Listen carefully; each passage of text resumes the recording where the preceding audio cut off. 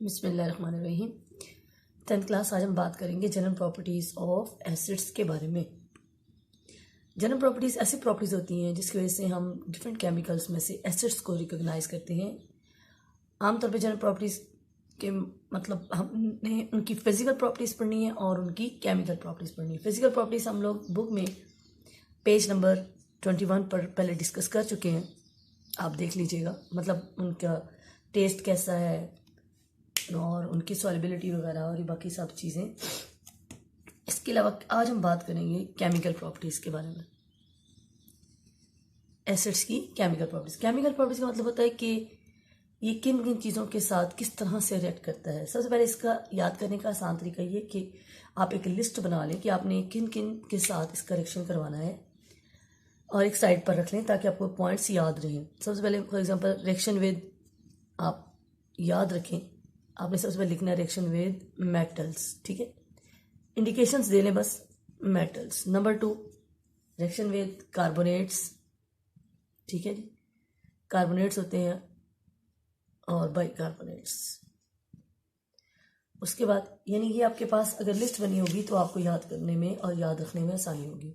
उसके बाद reaction with basis, उसके बाद रिएक्शन विद सल्फाइड्स SO3-2 या बाइसल्फाइड्स HSO3-1। उसके बाद रिएक्शन विद सल्फाइड्स S-2। मैंने इनकी सिर्फ जो है वो रेडिकल्स लिखे हैं, अभी हम कंपाउंड्स वाले बनाएंगे। तो हम आज 5 तरह के जो है वो केमिकल रिएक्शंस पढ़ेंगे एसिड्स के, जिनमें हमने एसिड्स को यूज़ करना है, ठीक है। सबसे पहले अब बात करते हैं रिएक्शन विद मेटल्स, ठीक है। अब बारी बारी डिस्कस करेंगे। Number 1 reaction with metals. Metals you know जो इलेक्ट्रोपॉजिटिव होते हैं उन्हें मेटल्स कहते हैं। इसके अलावा आपने बहुत सारे मेटल्स अपने सराउंडिंग में देखे होंगे, जैसे आयरन है, ठीक है। अब पहले चंद मेटल्स के ना हम सिंबल्स लिख लेते हैं। आयरन देखा हुआ है आपने, इसके अलावा मेटल गोल्ड देखा हुआ है आपने, सिल्वर देखा हुआ है, मैं सिंबल्स लिख रही हूँ। कॉपर देखा हुआ है, बिजली की तारें वगैरह जो होती हैं, ठीक है। इसके अलावा आपने जिंक देखा हुआ है, आपके घरों में जो ट्रंक पेटियां वगैरह होती हैं वो जिंक का बना हुआ है। एल्युमिनियम देखा हुआ है। ये सब इलेक्ट्रोपॉजिटिव यानी आमतौर पर जो पॉजिटिवली चार्ज होते हैं वो इलेक्ट्रो जो पॉजिटिव होते हैं वही मेटल्स होते हैं, ठीक। और जनरली आपको पता है और भी बहुत सारी प्रॉपर्टीज इनमें, शाइनिंग होती है, स्टिफनेस होती है। बहरहाल अब ये सारे मेटल्स हमारे पास, हमने इनमें से किसी के साथ भी एसिड का रिएक्शन करवा लेना, कोई भी एसिड ले लेना आमतौर पे जो अवेलेबल हो। एसिड्स भी 1-2 लिख लेते हैं ताकि हमें याद रखने में आसानी हो। एसिड्स जो आमतौर पे यूज़ होते हैं वो है HCl और H2SO4 जो इजीली हमारे पास अवेलेबल है। अब यहाँ पर बेटा जी गौर करना है आपने कि हमें रिएक्शन किसके साथ करवाना है। देखिए गोल्ड सिल्वर ये वैसे भी इनर्ट मेटल है, ये इतनी जल्दी रिएक्शन ही नहीं करते। हमने उस मेटल के साथ रिएक्शन करवाना है जो ज़्यादा रिएक्टिव हो, ठीक है। कॉपर रिएक्टिव है, आयरन भी रिएक्टिव है, जिंक भी, एल्युमिनियम भी। सेकंड प्रेफरेंस हमारी ये होती है जो इजीली अवेलेबल हो, मतलब सस्ता भी हो, ठीक। उसके बाद एसिड्स के लिहाज से हमने HCl और सल्फ्यूरिक एसिड लेना है क्योंकि ये ज़्यादा अवेलेबल है। जो कंसनट्रेटेड एसिड होते हैं वो तो विगरसली रिएक्ट करते हैं, यानी कि फ़ौरन आप किसी मेटल के ऊपर एसिड डालेंगे तो आपको गैस इवॉल्व होती नज़र आएगी। आप खुद भी एक्सपीरियंस कर सकते हैं। अक्सर हम लोग वॉशरूम जब वॉश कर रहे होते हैं तो एसिड वगैरह यूज़ करते हैं, उसमें भी हम देखें हालांकि वो मेटल पे नहीं फेंक रहे होते, लेकिन जनरली आप किसी मेटल के ऊपर भी, आयरन के ऊपर सपोज आप फेंकते हैं, उसके ऊपर रस्ट लगा हुआ है तो फ़ौरन सब कुछ उसके ऊपर डिजॉल्व हो जाता है और एक गैस सी जो है वो इवॉल्व हो जाती है। तो हम लोग अगर कंसनट्रेटेड लेंगे तो ये रिएक्शन बहुत ही विगरस एक्सप्लोसिवली होगा। हम उसको रिएक्शन का जो मैकेनिज्म है वो सही तरह से पढ़ भी नहीं सकेंगे, और इसलिए हम रिजल्ट्स को अच्छी तरह से ऑब्जर्व करने के लिए हम मॉडरेट रिएक्शन चाहते हैं, और उसके लिए हम डाइल्यूट एसिड्स यूज़ करेंगे। यानी हम एसिड जो है वो डाइल्यूट यूज़ करेंगे और मेटल जो है इसमें से जो थोड़ा मॉडरेट हो जिंक इस्तेमाल कर लेंगे और इजीली अवेलेबल भी हो। तो सपोज आपकी बुक में भी यही रिएक्शन है, हमने लिया जिंक मेटल, साथ हम HCl ले लेंगे, H2SO4 ले लें, जो मर्जी ले लें, H2SO4 ले लिया। शर्त क्या है, जब भी किसी मेटल के ऊपर एसिड को गिराया जाए तो एक शर्त है, वो शर्त क्या है, गैस इवॉल्व होगी। अब क्वेश्चन आता है कौन सी गैस इवॉल्व होगी, तो बेटा जी हमेशा हाइड्रोजन गैस इवॉल्व होगी। और गैस इवॉल्व करने के लिए हमने ये इंडिकेशन दिया है अपवर्ड एरो का। अब बाकी केमिकल्स जो इसके बने वो लिख लेंगे। जिंक, अच्छा हाइड्रोजन गैस तो रिलीज होगी, बाकी इसका रिस्पेक्टिव सॉल्ट बन जाएगा, ठीक है ना। जिंक और सल्फेट मिलकर बन जाएगा जिंक सल्फेट, ठीक हो गया। ये हमारा रिएक्शन हो गया। बहुत ही आसान है इसको याद करना। देखने में आपको ये मुश्किल लगेंगे कि ये रिएक्शन है, बहुत मुश्किल है, लेकिन जिस तरह से मैं आपको बता रही हूँ इस तरह से आपको बहुत आसानी से याद हो जाएगी, ठीक हो गया जी। तो केमिकल प्रॉपर्टीज में हम पढ़ रहे हैं बेटे जी कि एसिड्स के साथ किस तरह से रिएक्शन करता है। सबसे पहले हमने एसिड्स का रिएक्शन करवाया है मेटल्स के साथ, और मेटल्स के साथ एसिड हमेशा हाइड्रोजन गैस रिलीज करते हैं और रिस्पेक्टिव सॉल्ट बना देते हैं। लेट्स सपोज अनदर एग्जांपल, हम एक और एग्जांपल ले लेते हैं एल्युमिनियम की, ठीक है जी। एल्युमिनियम के हम अब डाइल्यूट, अच्छा यहाँ पे ना नीचे AQ लिखा होगा मतलब एक्वस, ये आपने लाजमी लिखना है। हमने कंसंट्रेटेड सल्फ्यूरिक एसिड नहीं लिया, तो हमने डाइल्यूट लिया, इसलिए हम एक्वस का मतलब होता है वाटर, तो इसलिए हमने यहाँ पर नीचे एक्वस लिखा। HCl के नीचे भी एक्वस लिखेंगे, मतलब हमने डाइल्यूट HCl लिया, ठीक। उसके बाद हमारी इसमें शर्त क्या है, वही बात, मेटल के ऊपर जब डाले एसिड तो शर्त क्या है, सबसे पहले आपने वही लिखना है, इंडिकेशन हाइड्रोजन गैस रिलीज होगी, ये लिख दिया हम। अब जो बच जाता है वो रिस्पेक्टिव सॉल्ट लिखेंगे हम। एल्युमिनियम और क्लोराइड ही बनेगा ना, ठीक है। एल्युमिनियम की वैलेंसी होती है +3, तो साथ इसके 3Cl लगेंगे क्योंकि ये -1 होती है, ठीक। अब बैलेंस कर लेते हैं, ठीक है। ये 2 एल्युमिनियम, अब देखें 2 3 6 Cl हो गए, तो हमें यहाँ पर 6 Cl करने पड़ेंगे। अब हाइड्रोजन है तो यहाँ पर फिर 3 2 6 हाइड्रोजन भी बैलेंस कर, ठीक होगी जी। ये तो था जी हमारा पहला रिएक्शन, हमने किसके साथ किया, एसिड्स का मेटल्स के साथ, ठीक। अब हम अगला रिएक्शन बात करते हैं। हम इस अपनी आसानी के लिए क्या किया हुआ, हमने साथ इसकी लिस्ट बनाई हुई है, जगह कम है इसलिए मैंने छोटा छोटा लिखा है, ये आपको नज़र आ रहा होगा। अगला हमारा रिएक्शन है with the carbonates and bicarbonates. अब यहाँ पर मैं पूरा नाम नहीं लिखूंगी, मैं उनका ये रेडिकल लिखूंगी। ये हो गए कार्बोनेट्स और ये हो गए HCO3 -1 बाइकार्बोनेट्स, ठीक। अब हम सबसे पहले उसी तरह से कुछ केमिकल्स लिख लेते हैं। पहले तो हम लिखते हैं कुछ कार्बोनेट्स और बाइकार्बोनेट्स के फार्मूले। अच्छा कार्बोनेट तो हो गया CO3, इसके साथ कुछ भी आप पॉजिटिव लगा दें, ठीक है जी, कैटाइन कुछ भी लगा दें। फॉर एग्जांपल हम सोडियम भी लगा सकते हैं, Na2CO3 सोडियम कार्बोनेट बन गया। अब मैं कार्बोनेट के पीछे अगर पोटाशियम लगा दूँ तो K2CO3 बन जाएगा, ठीक है। नहीं तो आप कैल्शियम का भी लगा लें, कैल्शियम कार्बोनेट, ठीक हो गया। इसी तरह से आप बाइकार्बोनेट भी बहुत सारे बना सकते हैं, सोडियम का बना सकते हैं NaHCO3, पोटाशियम का बना सकते हैं KHCO3, और कैल्शियम मैग्नीशियम का बना सकते हैं HCO3 होल ट्वाइस, ठीक, क्योंकि जाहिर सी बात है कैल्शियम जो 2 होते हैं।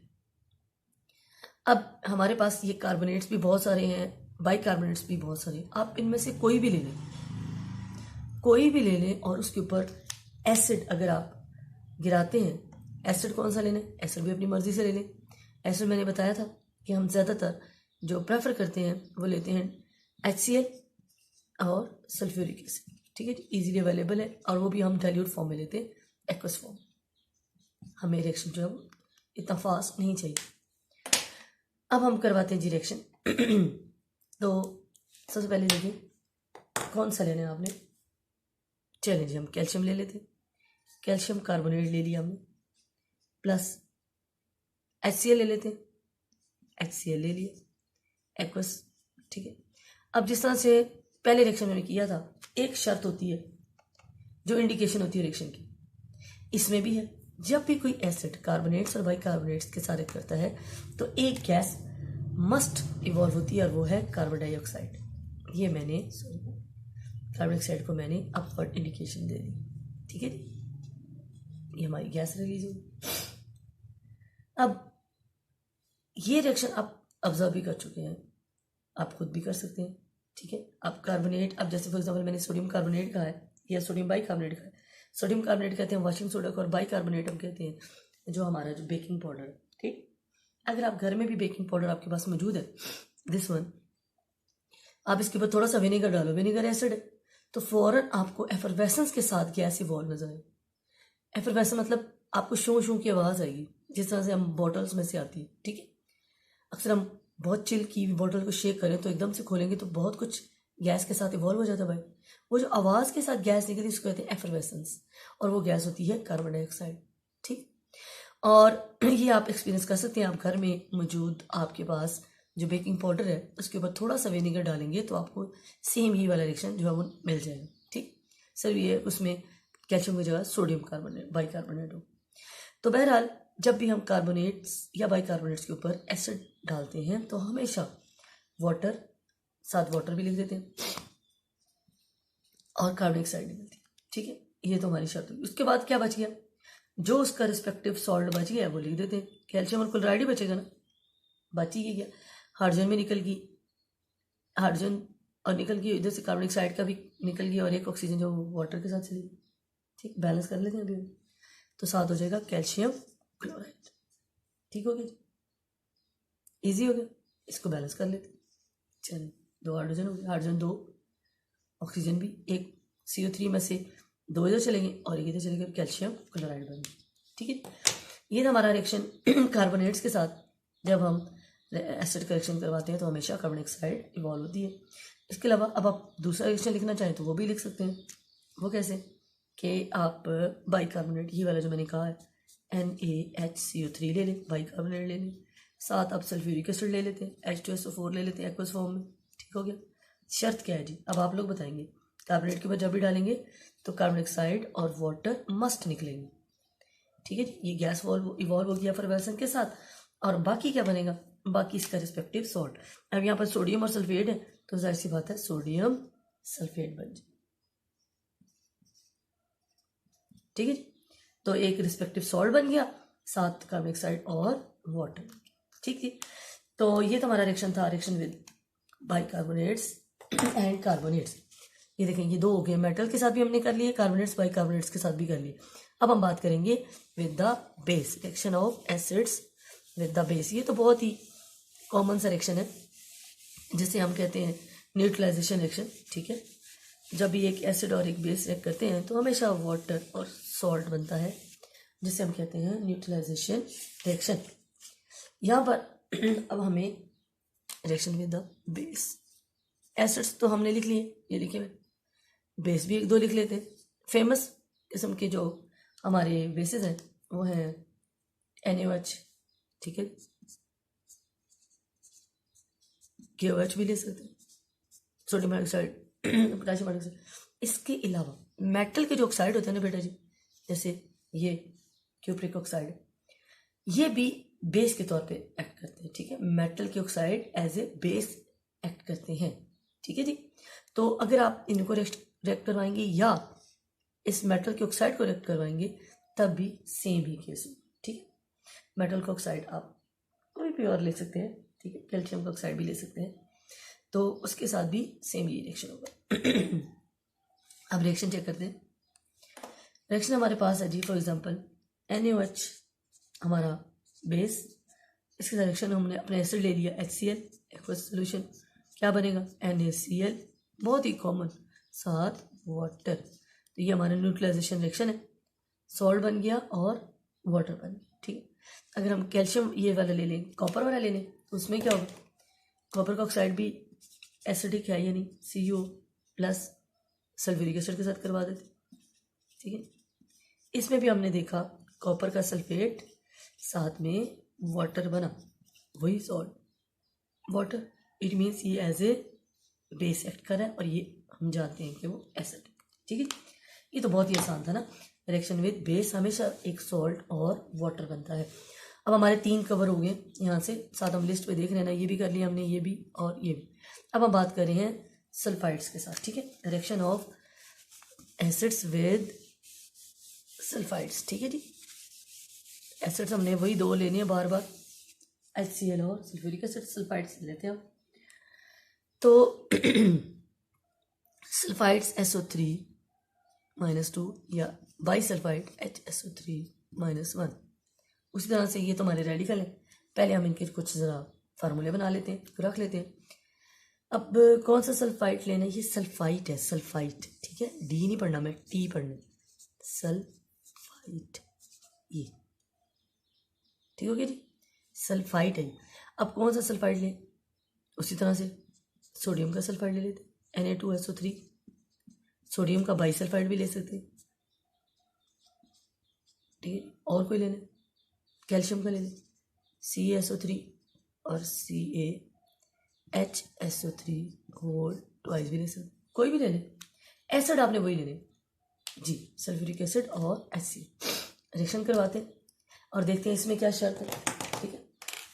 तो जब हमने सपोज कैल्शियम सल्फाइड ले लेते हैं, रिएक्शन करवाया इसका, डाइल्यूट HCl के साथ करवा लें। शर्त इसमें भी है, एक गैस इवॉल्व होगी और वो गैस होगी सल्फर डाइऑक्साइड, ठीक है। इंडिकेशन मिली हमें, साथ वाटर बनेगा और अब रह गया हमारा रिस्पेक्टिव सॉल्ट, ठीक है। इसमें हमारा रिस्पेक्टिव जो सॉल्ट है वो क्या बनेगा? कैल्शियम इधर से और क्लोराइड इधर से, ठीक है जी। तो हमारा कैल्शियम क्लोराइड सॉल्ट बन गया, ठीक। इसका मतलब है सल्फाइड्स और बाइसल्फाइड्स के साथ जब भी एसिडेट करते हैं तो सल्फर डाइऑक्साइड मस्ट रिलीज होती है और साथ में वाटर, उसके बाद जो बच जाता है वो रिस्पेक्टिव सॉल्ट बन जाता है, ठीक। अब हम बात करेंगे हमारे आखिरी रिएक्शन के साथ, जिसका है रिएक्शन विद द सल्फाइड्स, ठीक है। सल्फाइड्स अब मैं लिखूंगी अभी आपके सामने, इसको पढ़ेंगे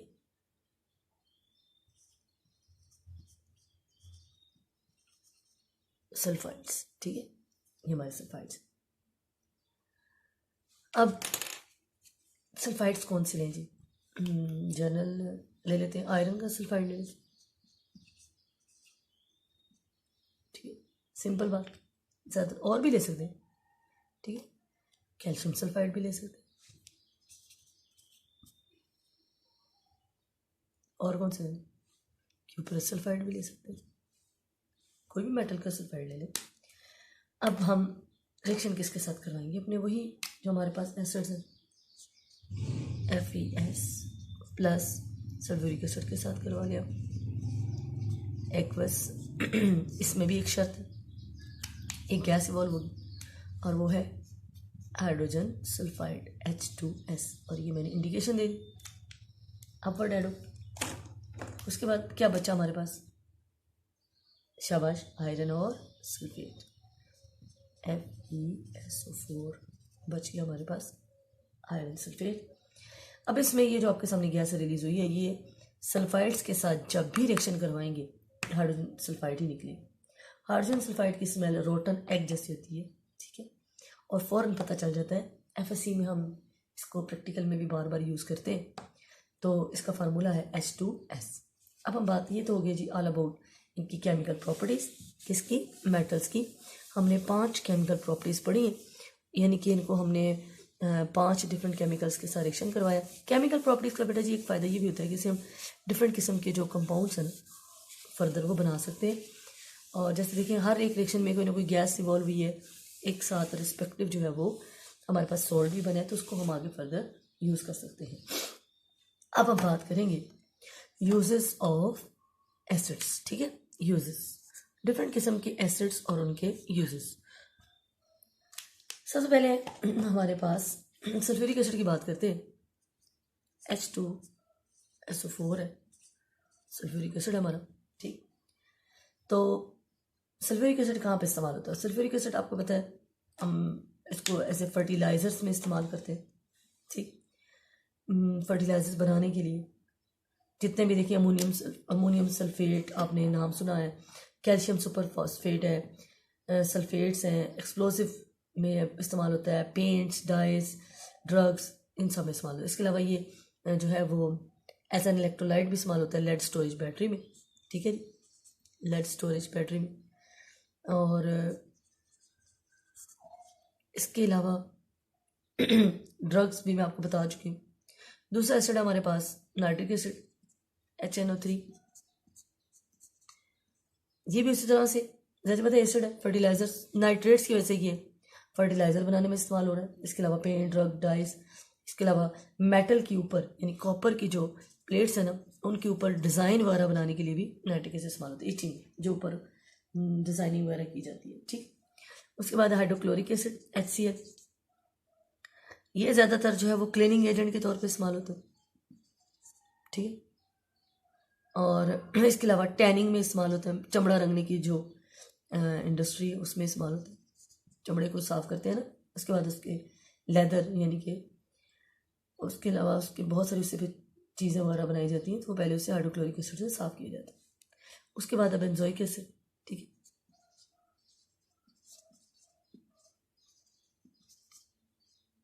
बेंजोइक एसिड फूड प्रिजर्वेशन के लिए, ठीक है, फूड प्रिजर्वेशन के लिए इस्तेमाल होता है।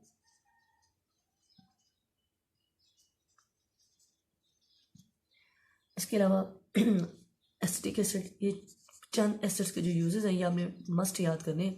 एसिटिक एसिड आमतौर पे विनेगर को कहते हैं, ठीक है, ये फूड को फ्लेवर करता है, इसके अलावा प्रिजर्व भी करता है। इसके अलावा जो मेन सबसे इम्पोर्टेंट यूज़ है वो ये है कि अगर आपको वैस्प काट ले, वैस्प पता है ना, भेड़ काट ले, वो जो येलो कलर की होती है, तो उसके ऊपर भी आप फ़ौरन सिरका लगा सकते हैं। विनेगर होता है ना, सिरका जिसको कहते हैं, तो ये as a use to cure the sting of wasp, यानी कि अगर भीड़ ने काट ली तो उसके इलाज के लिए भी इसको इस्तेमाल किया जाता है। ठीक, that was all about acids.